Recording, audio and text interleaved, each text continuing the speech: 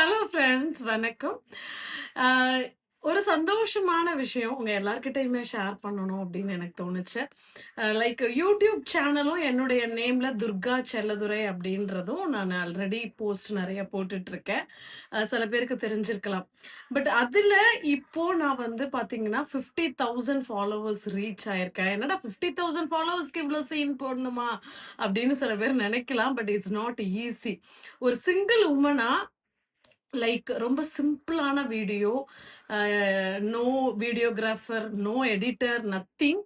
But என்னுடைய ஸ்கில்ல மட்டுமே நம்பி, அ என்னுடைய கருத்துகள் நெறைய பேருக்கு தேவைகளுக்கு இருக்கு அப்படின்ற ஒரு கான்ஃபிடென்ட்ட மட்டுமே வச்சு, அத நான் ஸ்டார்ட் பண்ணேன். ஆல்மோஸ்ட் 4 இயர்ஸ் வந்து ரொம்ப டவுன்ல தான் அது இருந்தது.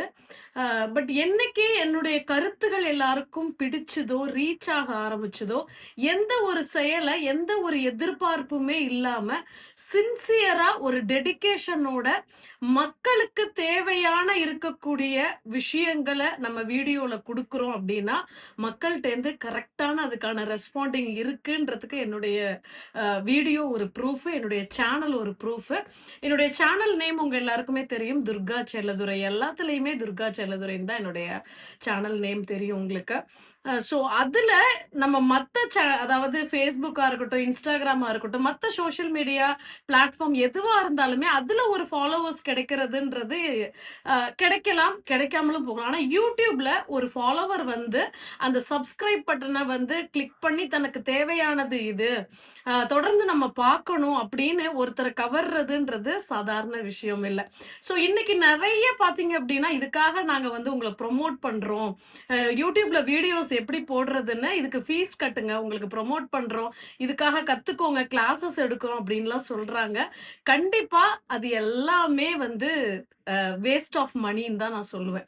என்னுடைய சொந்த உழைப்புல ஒரு நார்மல் ஒரு 10,000 ஃபோன்ல போட ஆரம்பிச்சது தான் இந்த வீடியோஸ் எல்லாமே. ஸோ உங்களுடைய ஓன் கன்டென்ட்ட எந்த அளவுக்கு சின்சியரா அம் உங்களுடைய திறமைகள போட்டு, அது என்ன மாதிரியான கன்டென்ட்டா இருந்தாலும், அது மக்களுக்கு பயனுள்ளதா இருக்கு.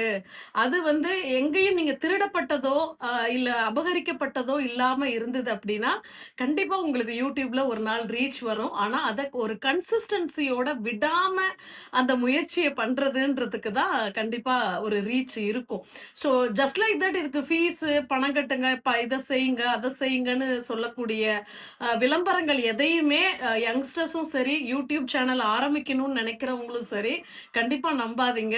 உங்களுக்கு இதுல முழுக்க முழுக்க நம்பிக்கை இருந்ததுன்னா, அதுல நீங்க உங்களுக்கு கை தேர்ந்தவர்கள், இதுல நமக்கு திறமை இருக்கு, இத நம்ம தொடர்ந்து பண்ணுவோன்றதுக்கு ரொம்ப பொறுமை வேணும், ரொம்ப நிதானம் வேணும்.